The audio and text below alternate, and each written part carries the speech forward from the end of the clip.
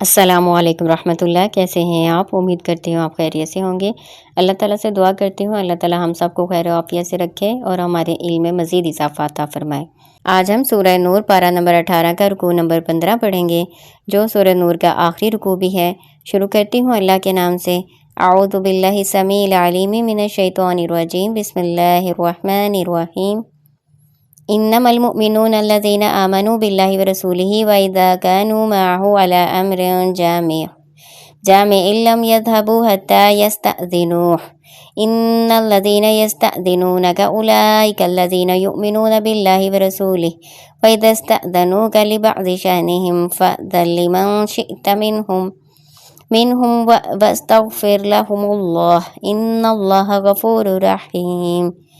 انما بے شک المؤمنون مومن، الذین وہ جو آمنوا باللہ ایمان لائے اللہ پر، ورسولہ اور اس کے رسول پر، وَإِذَا كَانُوا اور جب وہ ہوتے ہیں، معہ ساتھ ان کے یعنی نبی صلی اللہ علیہ وآلہ وسلم کے ساتھ، علی امر جامع کسی جمع کر دینے والے معاملے میں، لم یذہبوا نہیں وہ جاتے، حتیٰ یہاں تک کہ یستأذنوا وہ اجازت طلب کریں ان سے۔ ان الذین بے شک وہ لوگ جو یستأذنونک آپ سے اجازت لیتے ہیں، اولئک الذین یہی وہ لوگ ہیں جو یؤمنون باللہ ورسولہ ایمان لاتے ہیں اللہ اور اس کے رسول پر،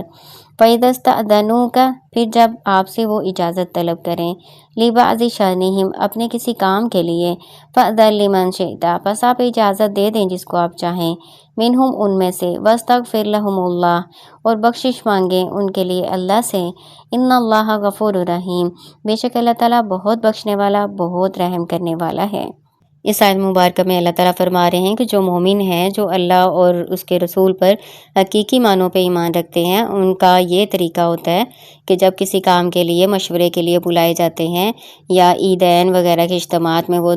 حاضر ہوتے ہیں نبی صلی اللہ علیہ وآلہ وسلم کے پاس، تو وہ آپ صلی اللہ علیہ وآلہ وسلم کے پاس ہی رہتے ہیں، اور اگر جانا پڑ جاتا ہے تو اجازت طلب کر کے جاتے ہیں۔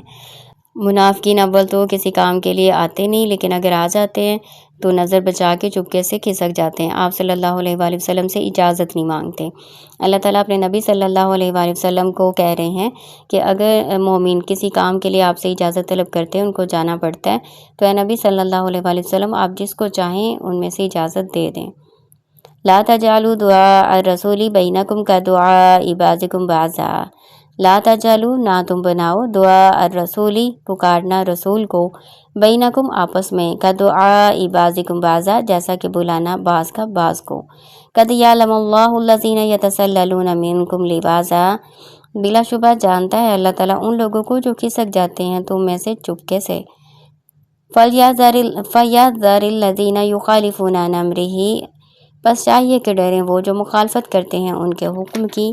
ان تصیبہم فتنۃ او یصیبہم عذاب علیم کہ پہنچے ان کو آفت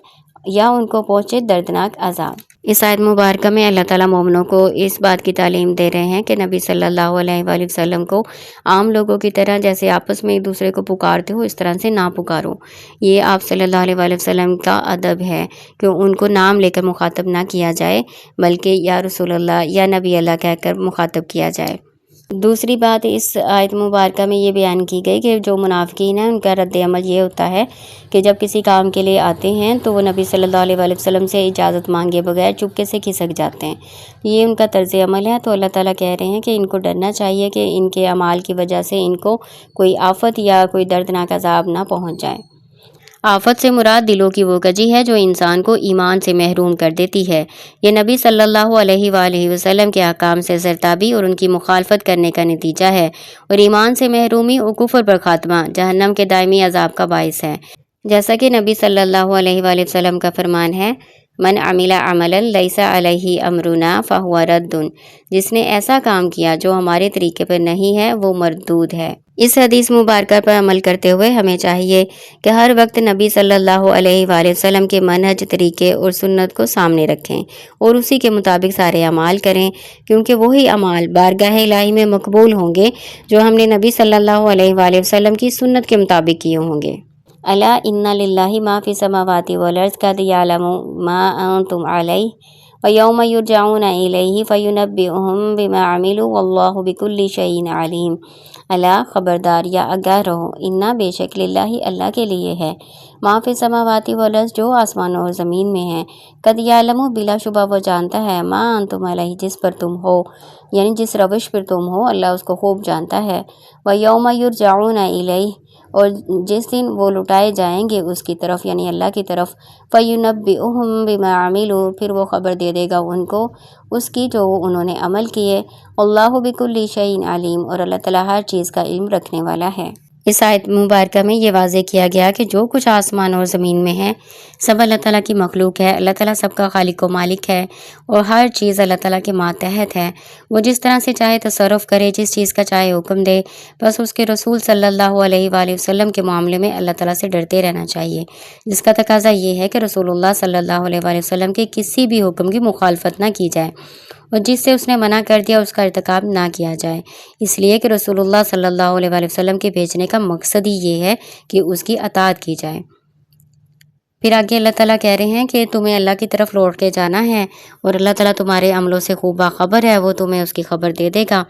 یہ ساری بات اللہ تعالیٰ مخالفین رسول صلی اللہ علیہ وآلہ وسلم کو کہہ رہے ہیں، جو منافقین ہیں، جو نبی صلی اللہ علیہ وآلہ وسلم کی مخالفت کرتے رہتے ہیں، ان کے خلاف سازشیں کرتے رہتے ہیں، وہ یہ نہ سمجھے کہ اللہ تعالیٰ ان سے بے خبر ہے، اللہ تعالیٰ کے علم میں سب کچھ ہے جو بھی وہ کر رہے ہیں اور اللہ تعالیٰ قیامت کے دن ان کو سب ان کے اعمال کی خبر دے دے گا۔